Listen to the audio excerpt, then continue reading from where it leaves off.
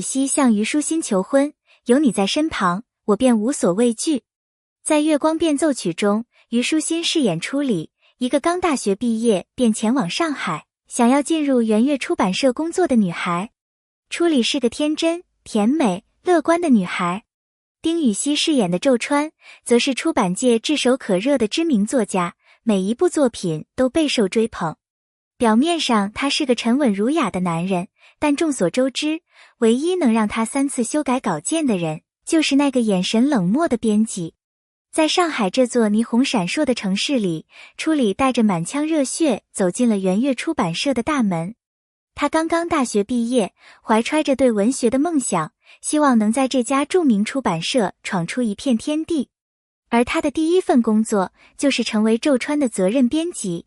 宙川，一个在出版界赫赫有名的作家，冷静、沉稳、内敛，作品销量破100万，但性格却出了名的挑剔。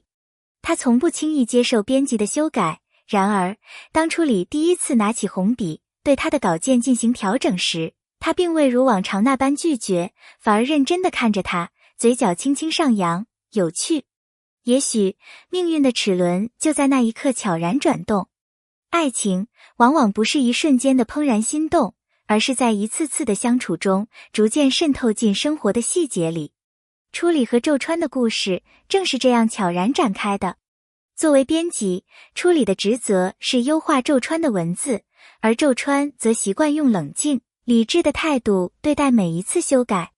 他是个完美主义者，从不轻易妥协，然而面对初里，他却一次次放下坚持，愿意听取他的建议。每一次修改，每一场关于文学的争论，都是他们心灵碰撞的过程。初里最初对宙川的印象是才华横溢却不好相处，但渐渐的，他发现这个看似冷漠的作家其实有着温柔细腻的一面。他会记得他喜欢喝无糖拿铁，会在他熬夜加班时递上一杯温热的咖啡。他们从谈论小说谈到理想、童年、对未来的憧憬，文字成为他们之间的桥梁，而那座桥逐渐连接起了2颗心。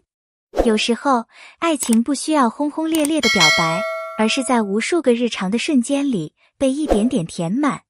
宙川或许并未察觉自己早已习惯了有初里的日子，而初里也在不知不觉间将目光停留在他身上越来越久。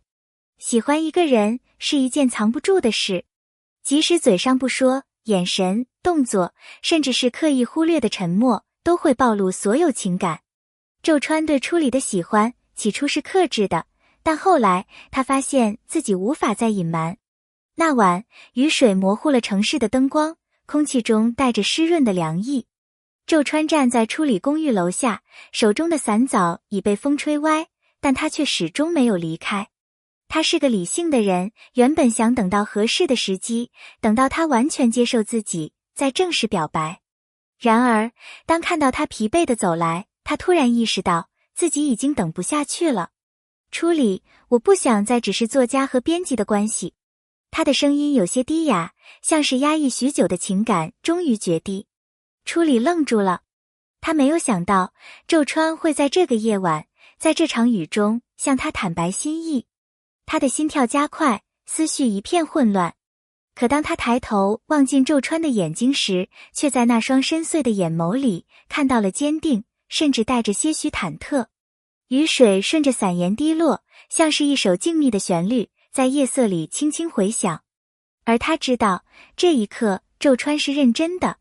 宙川的求婚没有华丽的玫瑰，也没有精心布置的场景，却比任何盛大的仪式都更让人心动。初里推开门的那一刻，他的世界仿佛凝固了。那些曾经他们一起修改、讨论、争论，甚至熬夜到天亮的文字，如今铺满了整个房间。这不仅仅是一本书的诞生，更是他们爱情的见证。他一张一张地翻看着，发现每一段话，每一个句子都藏着宙川对他的珍视。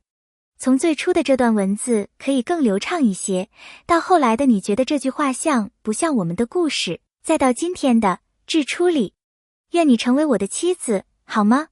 这一刻，他终于明白，宙川的爱藏在每一次深夜修改稿件的坚持里，藏在每一杯默默递来的咖啡里，藏在那些看似不经意的关心里。当他抬起头，看到周川坐在桌边，眼神温柔而坚定，手里握着那枚自己亲手制作的银戒指，他的眼泪瞬间夺眶而出。周川从不擅长甜言蜜语，但他的告白却比世上任何一句情话都更让人心动。初里，我的人生写过无数个结局，但最美的结局便是与你共度余生。他笑了，泪水滑落，却没有犹豫地伸出手，让他为自己戴上那枚银戒指。他想，这一刻就是他人生中最浪漫的时刻。我是不是该带你去吃顿正式的烛光晚餐？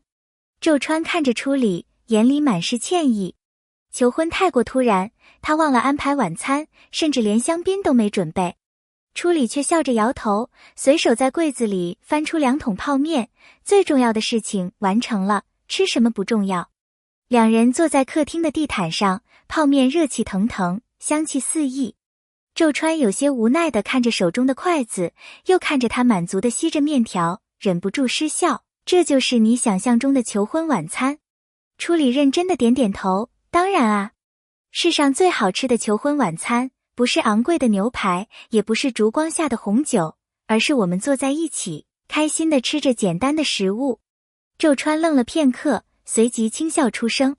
他突然意识到，自己爱上的就是这样一个女孩，简单、真实，不被浮华迷惑。他轻轻握住初里的手，看着她指尖那枚银戒，这枚戒指不是很贵重，但它是我亲手打造的。虽然不够完美，但它承载了我的心意。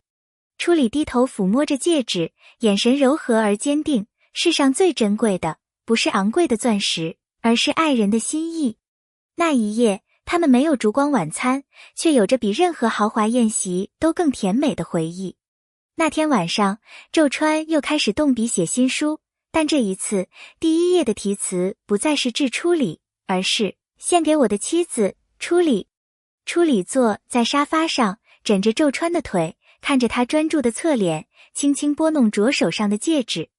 周川，他轻声唤道。周川停下笔，低头看他，怎么了？你害怕吗？他问。